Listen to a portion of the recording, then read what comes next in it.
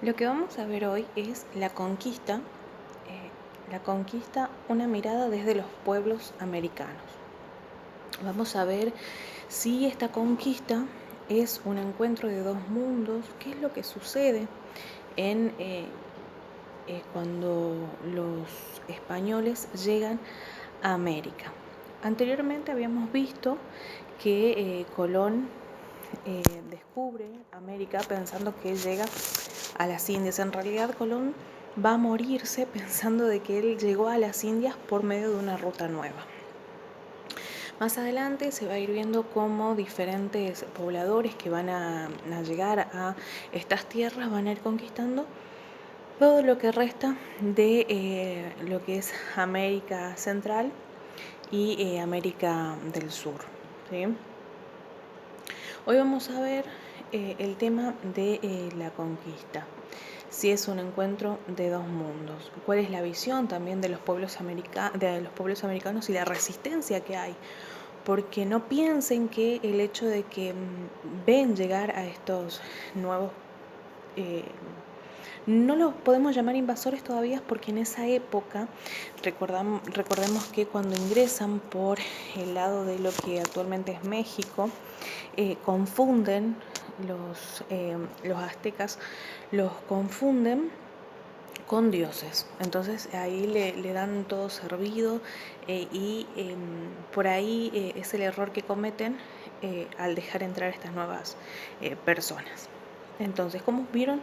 Las preguntas van a ser, ¿cómo vieron los pueblos americanos los hechos descritos en la anteriormente, que es lo que les venía contando, cuando llegan estas personas, ¿sí? Y si los aceptan mansamente o no? Bueno, también lo que vamos a ver es el tema de la leyenda negra y la leyenda rosa. Anteriormente yo les había contado que iban a tener que... Les estaba hablando, bueno, del tema de la leyenda negra y la leyenda roja.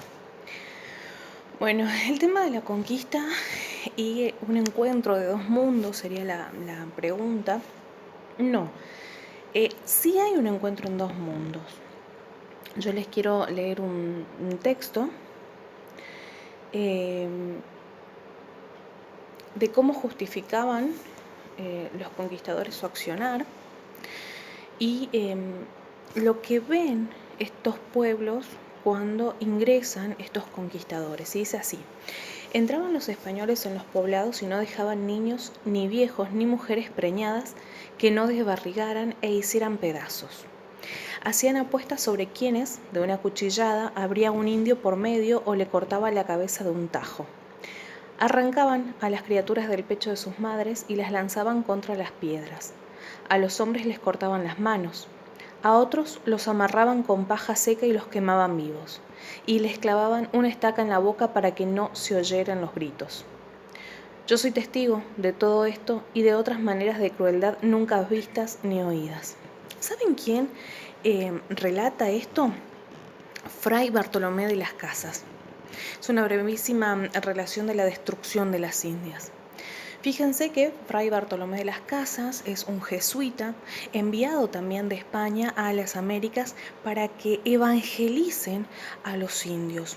Pero él es uno de los que va a denunciar los aberrantes hechos que producen los conquistadores. Entonces, vemos acá que hay un choque de dos mundos. Y hay un listado de denuncias y cuestionamientos que podemos hacer en cuanto a esto, ¿no? Bueno, ¿cómo justifican, ¿sí? Los conquistadores esto? Y cómo veían o qué era lo que hacían cuando llegaban acá con las personas que acá vivían. Hacían pedazos a niños. Fíjense el grado de crueldad, ¿no?, que tenían esta gente cuando llegan, porque consideraban que las personas que habitaban las tierras americanas no eran nada, no eran absolutamente nada, que no tenían alma, que no tenían absolutamente ningún derecho. Eran indios como los catalogaban, o bárbaros. Más adelante se los va a catalogar como bárbaros. Bueno, hacían pedazos a niños, a ancianos, a mujeres embarazadas. Les cortaban la cabeza a los indios y hacían apuestas quién tenía mejor puntería.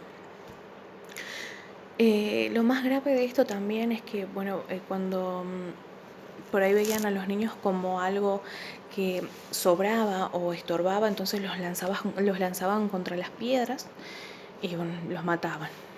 Los quemaban vivos también y les clavaban una esteca en la boca para que no se escucharan los gritos. Ahí ustedes ya pueden ver el grado de crueldad con la que estas personas se manifestaron al llegar al pueblo, al piso americano. El cuestionamiento se lo hacían los sacerdotes en este caso, ¿sí? Acá Montesinos también estuvo. Se realiza una serie de cuestionamientos pidiendo explicaciones cómo justifican tal aberración y la crueldad hacia estas personas. Las humillaciones, la crueldad, guerra por sus tierras, los mataban porque querían sus tierras. En esta época, sobre todo en el territorio en donde ellos ingresan, los pueblos originarios no tenían, como actualmente tenemos, que es la concesión de tierra. O sea, yo tengo una parcela de tierra y es mía, vos otra y es tuya. No, era la tierra, era de todos. Entonces todos sembraban, todos cosechaban y era de todos, ¿sí? Entonces la ambición por ganarse esas tierras produce guerras y la muerte de muchas personas. En este caso, este sacerdote no concuerda que puedan llegar a ser tan crueles de pensar que son menos que uno al punto quizás de decir que no tienen alma. Como les decía anteriormente, los españoles decían que los indios no tenían alma, que es algo que va a pasar más adelante con los pueblos, por ejemplo, africanos, con los negros, que los van a utilizar como esclavos. Para los conquistadores, los indios eran algo que servían para sacar oro y plata, para eso nada más, para eso los querían. ¿Cómo justifican entonces este accionar los conquistadores? Ellos decían que tenían derecho a ejercer su dominio sobre los bárbaros del Nuevo Mundo. Los consideraban inferiores a los españoles, llegando a compararlos con monos. Manifestaban que era beneficioso y tendrían ventajas saludables ser sometidos para ser convertidos en hombres civilizados. Ellos pensaban que sometiéndolos así, de esa manera, mostrándoles miedo, demostrándoles lo que les iba a pasar si no les hacían caso, porque, estas personas que morían o que eran quemadas o que eran acuchilladas, que les cortaban las manos, las cabezas, era porque se rebelaban contra los conquistadores. Entonces los conquistadores lo que hacían era hacer esas cosas para que estos bajen la cabeza y sean civilizados, convertidos en personas civilizadas, ¿sí? Entonces acá vamos a ver la visión de los pueblos americanos y la resistencia. Los pueblos americanos vivieron estos hechos como personas sometidas, como les contaba anteriormente, con miedos, y vivían siendo maltratados y reducidos a animales, ¿sí? Porque eso era lo que decían que los conquistadores decían, que ellos eran animales, ¿sí? Los comparaban con monos, que solo servían para satisfacer los deseos codiciosos de los conquistadores que tenían fiebre del oro y la plata. Recuerden que anteriormente habíamos visto las utopías, ¿sí? Y con qué deseos venían de la fiebre del oro con la que habían venido al descubrir que acá había mucho oro. Tenían fiebre del oro, como decíamos, y la plata. Pensaban solo en enriquecerse a costa de la vida de los pobladores de estas tierras. Ahora la pregunta es, ¿los aceptaron mansamente? No, según las fuentes que vamos a ver, no los aceptan mansamente. La primera fuente es de Manco Inca Yupanqui, por ejemplo, es hijo de Guayana Capac.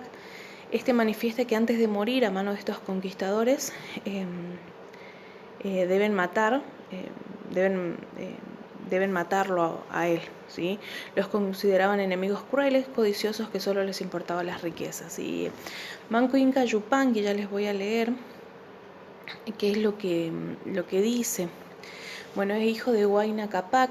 Este intentó revelar a los suyos de esta manera. Y les dijo que todas las amonestaciones que nos hacen o lo obran ellos al revés. No tienen temor de Dios ni vergüenza. Su codicia ha sido tanta que no han dejado templo ni palacio que no hayan robado. Pretenden tenernos tan avasallados y sojuzgados que no tengamos más propósito que buscarles metales y proveerlos de nuestras mujeres y nuestros ganados. Además, han atraído a los yanaconas. ¿Qué les debemos hacer? ¿Qué les debemos para que con estos caballos y armas nos hayan hecho tanta guerra? Me parece cosa justa que procuremos con toda determinación morir sin quedar ninguno o matar a estos enemigos nuestros tan crueles, ¿sí? Entonces Manco Inca Yupanqui va a ser el primero que se va a rebelar y bueno, lamentablemente lo matan.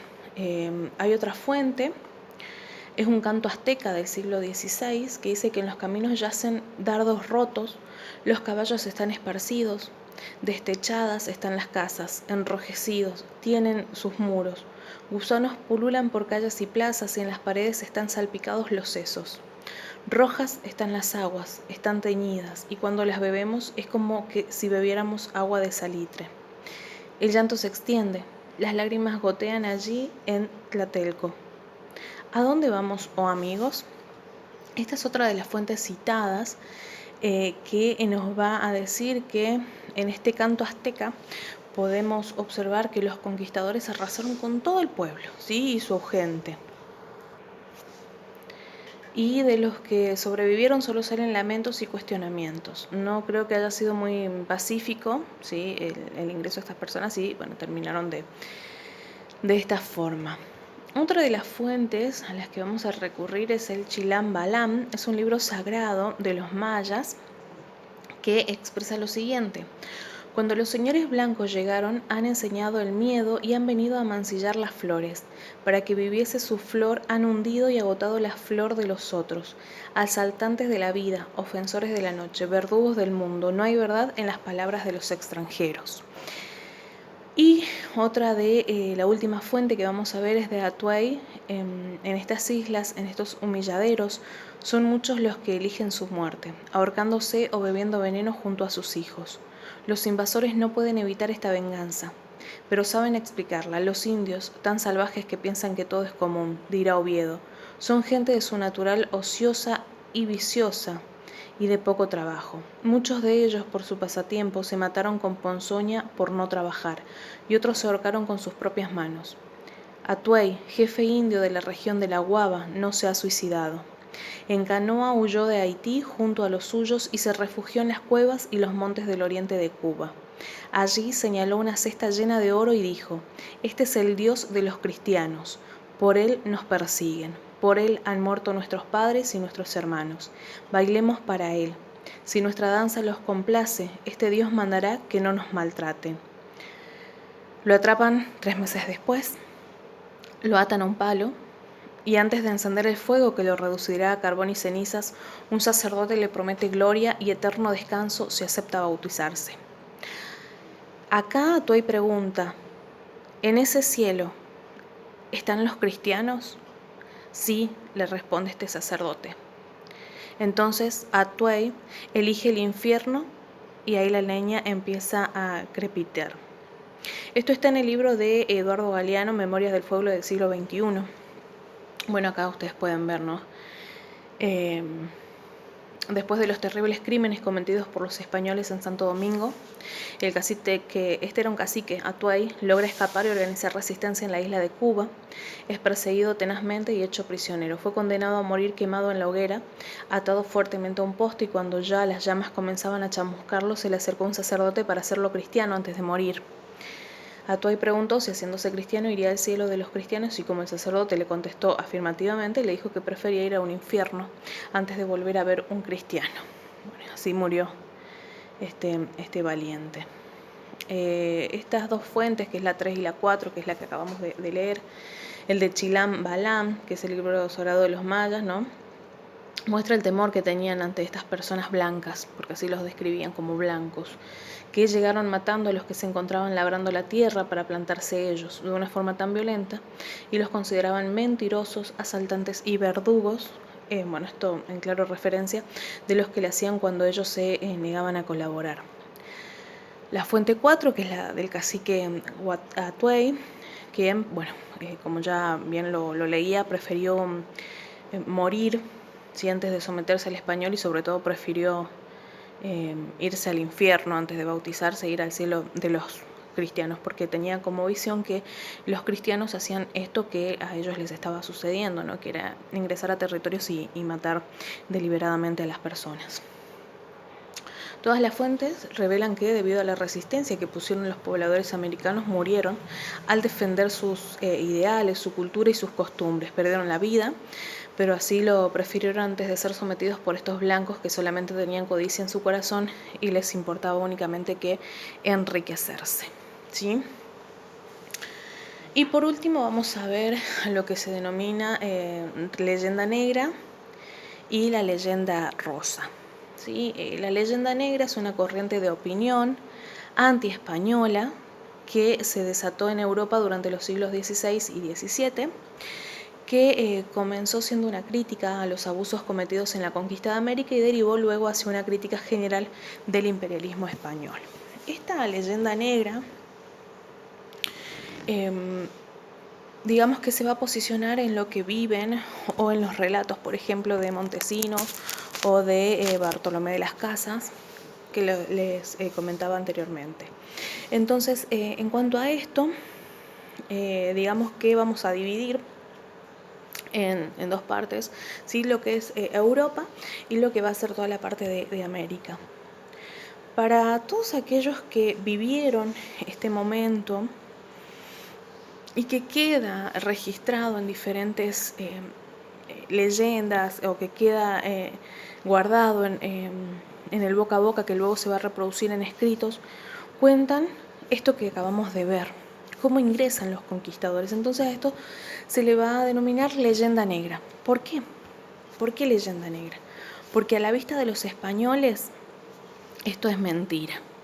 Entonces ahí viene la leyenda rosa. Es la exaltación de los valores hispánicos que se hace de la propia España, justificando los hechos salvajes que cometían en la conquista de América. Entonces, ¿qué van a hacer los españoles o toda la parte, el imperialismo español? Va a decir, nosotros hicimos todo bien, mandamos a que conquisten, a que evangelicen, a que civilicen a esos bárbaros. Para nosotros está perfecto todo lo que hicieron, matar niños, matar embarazadas, matar ancianos, quedarse con las tierras. Para nosotros está bien. ¿Por qué? Porque los españoles solamente querían el oro, la plata que había acá. No les importó nunca las personas que vivían acá. Ellos querían y tenían, como ya habíamos dicho, sed y hambre de oro. Entonces ellos van a contar esta parte de la conquista como una leyenda rosa. Y nosotros, que vivimos en esta parte, nos van a catalogar como que lo que nosotros contamos es parte de la leyenda negra, ¿sí? Pero eso ya queda a criterio de cada uno, de cómo se va a posicionar, si lo va a ver como leyenda negra o no. Hay muchas fuentes a las que pueden interiorizarse un poco más para aprender, ¿sí? De la conquista, de esta mirada desde los pueblos americanos, ¿sí? Porque eso es lo que estamos viendo ahora, la conquista, pero desde la mirada de los pueblos americanos, cómo vivieron los pueblos americanos en el momento de la llegada de los españoles y cómo tomaron ellos esta conquista, ¿sí? Así que esto es lo que vamos a ver por hoy. Ya voy a estar subiendo un nuevo video con otros temas más que va a ser importante también que lo sepan. El próximo video vamos a estar viendo el tema de la expansión geográfica, ¿sí? Como las motivaciones de la expansión, los avances tecnológicos que se hicieron para llegar acá, cuáles eran las empresas que había. Pero bueno, eso lo vamos a ver en el próximo video.